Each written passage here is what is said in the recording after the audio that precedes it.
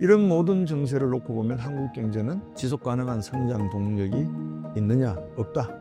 하나가 있었죠. 부동산. 근데 이것도 소멸될 가능성이 높아 보인다. 미국과 중국과 일본의 어떤 포지셔닝, 금리의 변동이 한국 환율의 변동에까지 영향을 줄 수밖에 없다. 그 환율의 변동의 영향성의 방향은 우하향이 아니라 우상향 쪽으로 지금 기울어지고 있다. 왜 우하향이 아니냐? 대한민국 경제가 단단한 게 별로 없더라. 부동산 버블을 눌러놓으니까 이제 주식시장에서 버블이 커져가고 있는 그런 형태가 아닌가.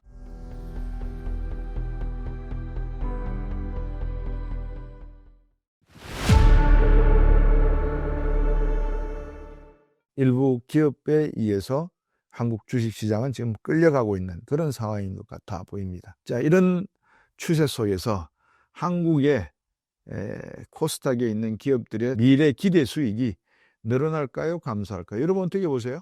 자, 이런 추세 속에서 기업들의 수익이, 미래 기대 수익이 늘어날까요? 감소할까요? 여러분 어떻게 보세요? 1번 늘어난다. 그러니까 주가 지수가 4,500, 5,000, 7,500까지 간다고 하지 않는가? 두 번째, 늘어날 게 별로 없을 것 같다. 극히 손가락에 꼽을 수 있는, 열 손가락에 꼽을 수 있는 기업들이 주도해서 대한민국 주가 지수가 지금 4,000을 돌파한 것 아닌가? 여러분은 어떤 것을 맞는 답이라고 생각을 하시는지 모르겠습니다. 두 개 다 맞을 수가 있죠. 근데 1번은 적어도 확률상으로 그렇게 높지는 않은 것 같습니다. 그럼 2번이 가장 우려되는 부분 아닙니까? 기업의 수익률이 떨어질 것이다. 그러면 여기서는 주가지수에 버블이 끼었다. 그럼 외국인들이 다말 쳐다볼 때 이 자산시장에 투자하는 게 맞는가? 금리 똑같아요. 그러면 미국으로 가져가는 게 맞는가? 미국에 AI 버블이 있다고 하는데 제가 말씀을 드렸잖아요. 퀄컴이 1999년 닷컴 버블 당시에 2600% 이상 과대 계상돼 있었고, 지금 현재 엔비디아 그러지만 올해 들어서 20% 정도 주가가 최근에 하락한 걸 감안하면은 50% 상승했다가 20% 하락했으니까 30% 정도 상승한 거. 이 상황을 놓고 버블이라고 할 것인가? 아니다. 오픈 AI를 봐라. 오픈 AI가 엔비디아와 코아위브와 또 많은 마이크로소프트와 메타와 막 서로 막 물려가지고 지금 어디서 부실이 나올지도 모르고 분식 회계가 발견이 되면 모든 AI 산업에 있어서 미국의 한 축, 오픈 AI로 이루어지고 있는 이 한 축이 무너져 버리면 구글로 이루어지고 있는 AI, 팔란티어, 엔트로픽으로 이루어지고 있는 AI, 이 축이 또한 흔들릴 수밖에 없다라고 생각하실 수도 있을 겁니다. 환율이 제로는 아닙니다. 그 말씀도 저는 틀렸다고 드리는 말씀이 아닙니다. 그런데 버블은 아닌 것 같다라는 말씀을 제가 드렸어요. 경부고속도로 깔 때, 광케이블 깔 때, 포항제철 만들 때 조선할 수 있는 도크도 없는 상태에서 현대조선이 배를 만들 때 모두가 다 그 장면을 보면 버블이고 미친 짓이다 이렇게 표현했을 겁니다. 그렇지만 그러한 선제적인 투자와 공격적인 투자가 오늘날 대한민국을 있게 한 원인이기도 하다는 점을 부정해서는 안 될 겁니다. 자, 그런 측면에서 놓고 보면 방금 제가 말씀드린 대로 미국과 중국과 일본의 관계 속에서 한국이 가지고 있는 내생적인 체질을 들여다보니 한국이라고 하는 저 친구는 한때는 약한 몸으로 태어나서 열심히 노력해서 근육도 키우고 몸이 단단해지면서 연글대로 연글었는데 어느 날 운동을 중단하자마자 담배 피고 술 먹고 흥청망청 놀다 보니까 이제는 근육이 다 없어지고 몸무게가 100kg, 200kg 가까이 돼버렸다. 그러면 이건 뭘 의미하는 거죠? 조만간에 심각한 체력에 문제가 있을 것이다. 이미 피검사 다 해봤잖아요. 여러분 대한민국 경제 피검사 다 받고 있는 거 아닙니까? 환율 올라가고 있는 거 피검사 받고 있는 거잖아요. 길거리에 나가시면은 뭐 견적 소리 울리고 도로 교통 꼬리 물기 하고 이거 다 고혈압 증세 아닙니까? 이런 모든 증세를 놓고 보면 한국 경제는 지속 가능한 성장 동력이 있느냐? 없다. 하나가 있었죠. 부동산. 근데 이것도 소멸될 가능성이 높아 보인다. 이런 내용들입니다. 자, 그래서 다시 돌아와서 그러면 이제 미국, 중국, 일본의 관계가 한국 원화 환율에 어떤 영향을 미치는가를 놓고 봤을 때 미국 연준이 금리를 내년에 내린다고 하는 의미가 어떤 의미로 한국 환율에다가 원달러 환율에 영향을 줄 것인지는 비유하고 요약해서 말씀을 드렸습니다. 어떤 영향을 주느냐. 만약에 미국 연준이 금리를 떨어뜨리면 우리나라 금리와 격차가 없게 되고 우리나라에 들어와 있던 외국계 기업들이 투자자들이 그 돈을 빼서 다시 미국으로 가져가서 미국 주식시장에 자산시장에 채권시장에 투자를 하기 시작한다면 대한민국은 환율이 더 올라갈 가능성이 크다라고밖에 볼 수가 없죠. 미국 경제가 견조할까요? 한국 경제가 견조할까요? 내년도에 미국 경제는 2.6, 2.8 예측하고 있고요. 한국 경제는 1.8입니다. 그러면 어느 나라 경제가 더 견조하다, 단단하다라고 할 수 있을까요? 미국 경제.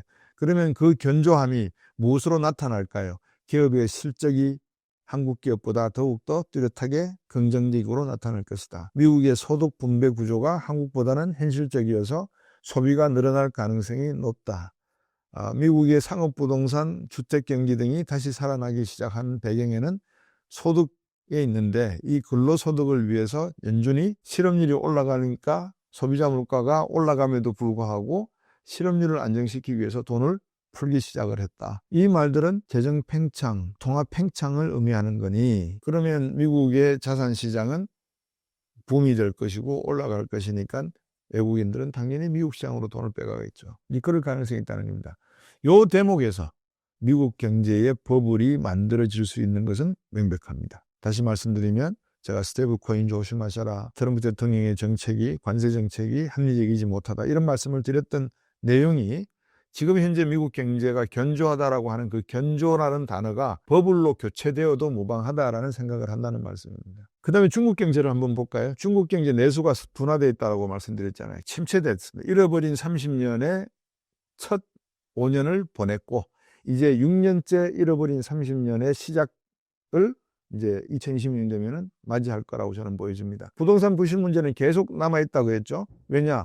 그게 정리가 됐으면 왕커 사태가 나타나면 안 되잖아요. 근데 왕커 사태가 또 나타났지 않습니까? 그래서 부실 문제는 계속해서 나타날 것이다 라는 점을 말씀을 드렸고 대만의 정치정학적인 리스크가 존재할 것이다 라는 말씀도 드렸고 중국이 내수 경기가 침체가 되면 우리나라의 수출 1위 국가가 대중국 수출이거든요. 그 다음 2위 국가가 미국이고 그 다음 일본이 5위에서 6위 정도를 차지하고 있습니다. 그래서 중국과 미국이 우리나라 수출의 1, 2위를 다투는데 우리나라는 중간재를 수출을 많이 하잖아요. 그럼 중국에서 중간재를 수입할 일이 있겠어요? 없겠어요? 별로 없을 것 같지 않습니까? 우리나라로부터 가져갈 게 이제 뭐 없잖아요. 다 만들 수 있는데요. 중국 경제가 둔화된다는 의미는 한국 경제의 둔화를 의미한다. 그럼 한국 경제가 둔화된다는 말은 우리나라의 돈 가치가 없어진다. 그런 말과 같죠. 더군다나 지금 한국은행이 하는 정책을 한번 보십시오. 한매 조건부 RP를 갖다가 발행을 한다. 국가 채권을 팔아서 국가 채권을 매입을 한다 그러죠. 무슨 의미예요? 돈을 푼다는 의미 아니에요. 지금 이 마당에 돈을 줄여도 시원찮을 마당에 돈을 푼다는 거예요. 돈을 줄여도 시원찮다는 말에 또 분노하실 분들 계시죠. 무슨 소리 하느냐. 지금 돈이 없어서 지금 다 시중에서는 자영업자 소상공인들 장사 안 되고 경기가 안 좋아서 난리들인데 돈을 풀었으면 풀어야지 왜 돈을 갖다가 긴축을 해야 되냐라고 말씀하실 거 아니에요. 근데 돈은 풀었습니다. 그러면 언젠간 또 끌어당겨야 되잖아요. 왜? 경기가 좋아서 돈 풀리는 거하고 정부가 임의적으로 경기 부양을 위해서 돈을 푸는 거하고 의미가 다르지 않습니까? 근데 정말 경기 부양을 위해서 돈을 풀었다고 하면 경기가 살아나야죠. 살아날까요? 살아나면 제일 먼저 반응할 시장이 부동산 시장이겠죠. 뭐 이제 증시도 반응을 하겠죠. 자, 그런 모습들을 놓고 보면 대한민국 경제는 중국 경제에 의해서 기업의 미래 수익이 계속해서 추락할 수밖에 없는 상황에 시나리오 1이 존재한다. 두 번째 시나리오는 환율 시나리오입니다. 중국 위안화가 7.04위엔 정도 지금 하고 있거든요. 7.1, 7.17 뭐 이렇게 하다가 지금 7.04까지 절상이 된 상태고요. 일본 엔화는 155엔입니다. 1달러에. 이게 만약에 일본 중앙은행이 금리를 올리기 시작한다 그러면 155엔이 위로 가야 되나요? 밑으로 가야 되나요? 밑으로 가야 되죠. 일부 학자들은 135엔까지 떨어질 수도 있다라고 평가를 합니다. 절상이 된다 이 말입니다. 왜? 미국은 금리를 내리는데 돈 가치를 떨어뜨리는데 일본은 경기 좋아서 돈 가치를 올리겠다고 하니까 즉 금리를 올리겠다고 하니까 이 차익이 결국은 환율이 1달러에 155엔에서 135엔대로 떨어뜨릴 것이다 라고 이야기를 합니다. 그러니까 엔캐리 트레이더들도 환율이 더 떨어지겠네. 빨리 내가 1달러 가져와서 돈을 갚아야지. 그래야 20엔 손해를 덜 보지 1달러당 이런 생각을 하는 거. 금리 차도 금리 차지만 환율 차도 존재한다는 겁니다. 그런데 일본 중앙은행은 어떻게 우에다 총재는 표현하느냐. 환율을 서서히 떨어뜨리겠다. 155엔대를 당분간 유지하겠다 이 생각입니다. 그래서 저는 2026년에는 일본 엔화는 140엔대 후반, 148, 149, 150, 151, 2 이 정도에서 움직일 것 같습니다. 중국 위안화는 7.04. 그럼 우리나라는 1470원, 80원. 근데 중국과 일본 경제는 경제적 의미로 해석을 했지 않습니까, 제가. 일본 경제는 경기가 좋아서 지금 돈을 막 풀어제껴서 임금도 올라가고 경기도 좋아서 인플레이션을 발생하니까 0% 실질금리를 조금 올려서 0.25%로 만들었다가 0.5로 올리고 내년에는 1%까지 가보겠다라고 하는 그런 생각을 하고 있는 게 일본이고요. 중국은 경제가 워낙 안 좋아서 내수를 살리기 위해서 돈을 막 푸는 거예요.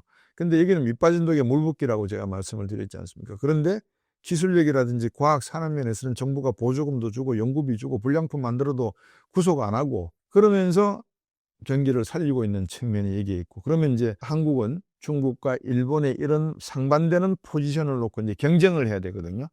무슨 경쟁이냐고요? 수출 경쟁요. 미국에다가 수출하잖아요. 그럼 수출 경쟁을 하게 되면 어느 나라가 기업 이익을 많이 가져갈까요? 우리가 수출을 일본하고 중국하고 한다 그러면 경쟁을 해야 되기 때문에, 그럼 우리나라 원화를 1200원으로 가져가는 게 나을까요? 1600원, 1700원 가져가는 게 나을까요? 생각 같아서는 한 2,000원 만들어버리면 제일 쉽죠. 그렇잖아요. 물건 하나 팔아서 2,000원 버는데요. 물건 하나 팔아서 1,400 버는 거보다 2,000원 받는 게 더 수출하는 기업들에게는 좋지 않나요? 위기죠. 그렇게 되면.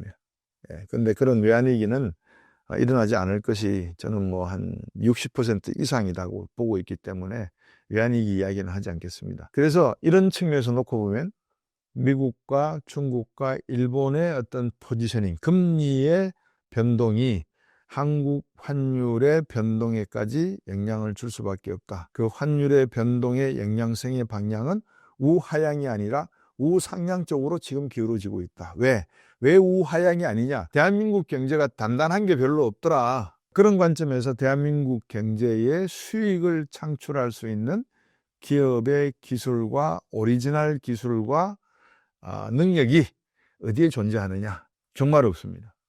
제가 지금 이 시간에도 어느 창고에서 또 물류 아파트형 공장에서 열심히 연구하고 계시는 중소벤처 스타트업 분들이 계신다고 저는 봅니다.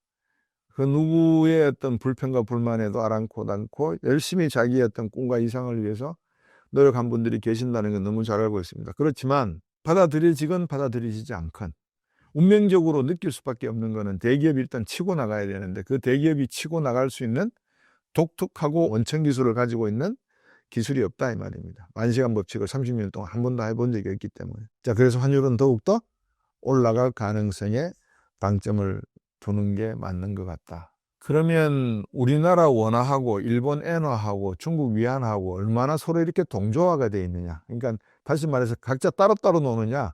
방금 말씀드린 대로 미국과 중국과 일본의 어떤 경제적 파워들이 막 다투는 와중 속에서 어느 나라의 화폐가 더 심각하냐, 우리에게 주는 영향력이, 말씀을 드리면, 제가 어젯밤에 논문을 하나 쓴다고 이렇게 연구를 해보니까요, 2025년 한 해 동안에 중국 위안화하고 원화하고 엔화의 상관관계를 보기 위해서 일본 0.38 정도 갖고 있어요.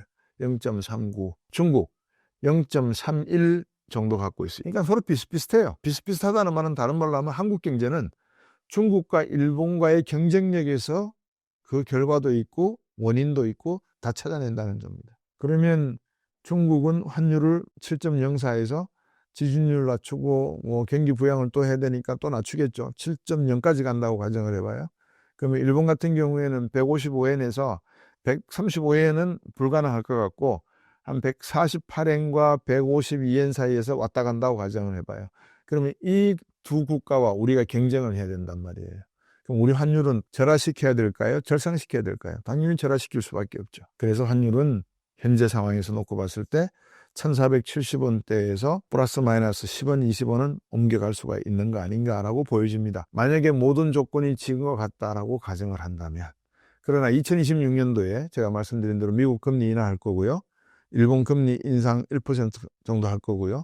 중국은 금리 인하할 거고요. 판공성 중국의 인민은행장의 입장은 환율 방어했거든요.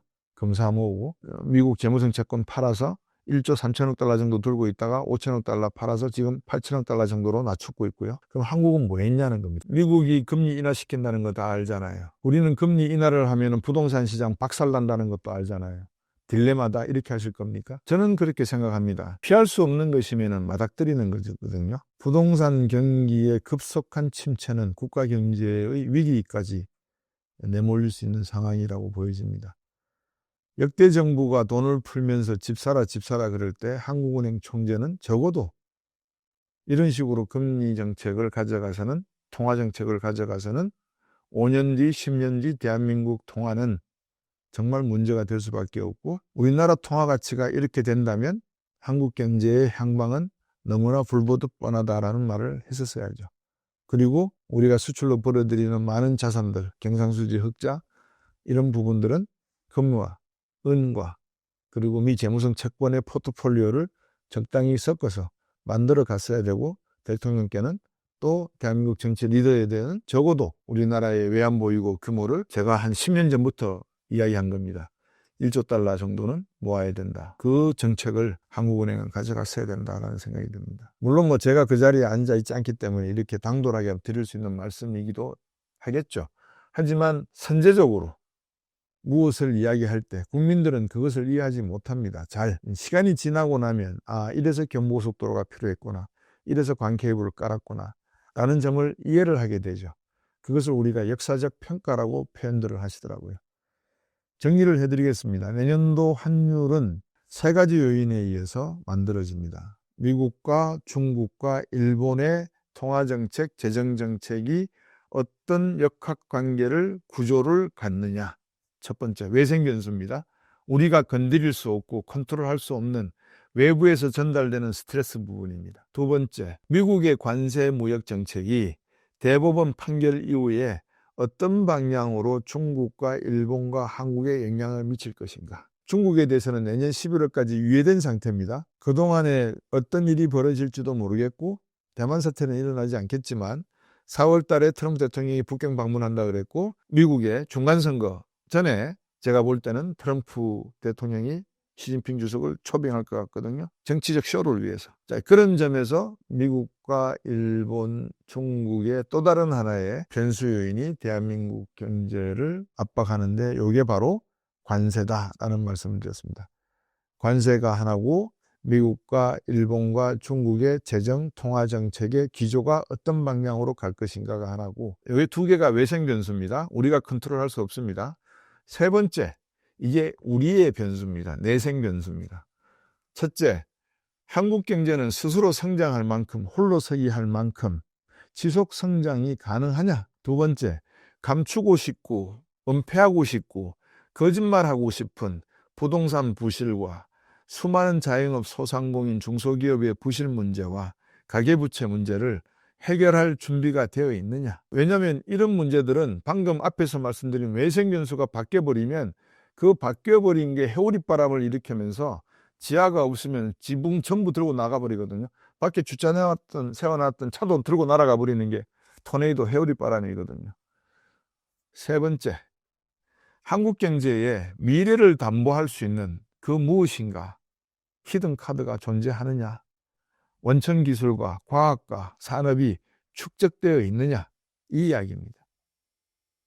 네 번째, 한국은행의 금리 정책, 물가 정책, 이것이 어느 정도 효과를 발휘할 수 있을 만큼 시장의 신뢰를 갖고 있느냐. 그래서 대한민국은 통화정책 정말 다시 봐야 된다는 말씀을 드리고요. 마지막으로 한 가지 지적하라면 자산시장의 가치가 형성되는 구조가 실력으로 만들어지느냐, 즉 기업의 수익률, 기업의 실적 발표, 주주들과의 배당, 상법 개정됐지 않습니까?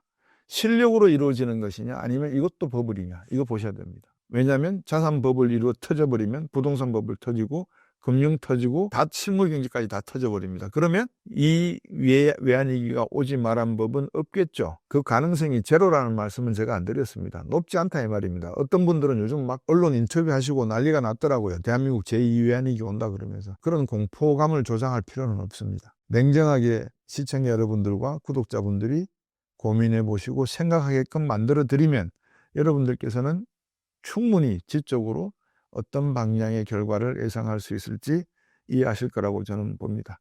제가 방금 말씀드린 대로 중국 경제가 둔화될 때 한국 수출 줄어들고 그래서 수출의 첫째 파급 효과가 생기고 두 번째는 우리나라 환율과 중국 환율이 0.31 정도의 동조화 현상이 있기 때문에 중국이 환율이 움직이면 우리나라 환율도 움직이는데 일본 환율도 0.38에 또 동조화 가능성이 있더라. 그래서 최근 들어서 중국, 일본 환율이 대미달러 환율이 움직이면 우리나라 환율도 움직이는데 우리는 우상향, 즉 절하 방향으로 가고 있는데 일본은 절상, 중국도 절상 방향으로 가고 있는 것 같더라. 이것이 어떻게 파급 효과를 가져올지를 지켜봐야 된다. 세 번째, 자산시장의 실적을 보려면 기업 실적이 봐야 되는데 대한민국 기업 실적은 별거 없더라. 일부 몇 개 기업들을 빼고 이런 경제가 하나가 만들어지고요. 미국이 연준 금리가 인하를 시키는데 1%포인트 떨어뜨리게 되면 한국 금리와 격차가 얼만큼 벌어질 것인가. 이것이 실력, 체력에 어떤 의미를 담고 있는가. 그리고 또 일본은 제가 말씀을 안 드렸는데 일본은 뭐 그닥 우리와 수출 측면에서 5, 6위 정도에 해당이 되고 일본이 아시아의 기축통화 역할을 지금 하고 있다고 스스로 자부하고 있기 때문에 저는 중국이라고 보는데 그 정도로만 말씀을 드려도 될 것 같습니다. 그렇지만 중국과 일본이 우리의 대미 수출 경쟁 국가라는 점은 간과해서는 안 된다. 이 점을 놓고 보면 대한민국의 환율의 방향성은 우상향일까 우하향일까를 놓고 보면 내생 변수를 딱 집어넣어버리면 우상향 확률이 70% 이상이다. 이렇게 말씀드립니다. 기업다운 기업 없고요. 기업다운 기업이란 창조적 파괴와 혁신을 하는 기업. 적어도 30년, 20년 전에 히토류 이야기 했었어야 되고요. GPU, NPU, TPU 이야기 했었어야 되고요. AI 이야기 하는 기업이 대한민국에 하나라도 있어야 되고요. 두 번째는 이런 기업들 실적이 극히 제한적이면서 버블이 만들어지고 있다는 거고요. 부동산 버블을 눌러놓으니까 이제 주식시장에서 버블이 커져가고 있는 그런 형태가 아닌가. 그렇다고 해서 부동산 시장 버블이 완전히 잠잠해졌느냐. 중국 보시면 답 나오잖아요. 터질 건 터지게 돼 있습니다. 언젠가는. 세 번째는 한국은행과 기획재정부의 재정정책과 통화정책이 엇박자 방향으로 가고 있다. 이 세 가지만 놓고 봐도 대한민국 경제는 2026년 지방선거로 인해서 들뜬 분위기 속에서 선거가 치러질지는 모르겠습니다만 많은 분들이 그렇게 예측하시더라고요. 선거철이 오니까 이제 돈 풀릴 거고 부동산 개발 정책 발표될 거고 국민들은 각자 도생의 시대에 접어들었으니까 내 집값만 오르면 되고 내 땅값만 오르면 되니까 나라야 망하든 말든 무슨 상관이냐. 극히 이기주의이고 개인주의적인 성향으로 우리의 그 지연내관이 어디에 있는지를 다 보고 듣고 이미 알고 있는 것 같다. 언제 돈을 뺄 것인지 플러그를 빼버릴 것인지 안전펜을 뽑을 것인지만을 바라보고 있다고 생각이 되면 한국은행과 기획재정부는 제대로 국민들을 받들고 섬기는 퍼블릭 서번트로서의 역할에 충실해야 될 시점이 2026년인 것 같습니다. 마치겠습니다.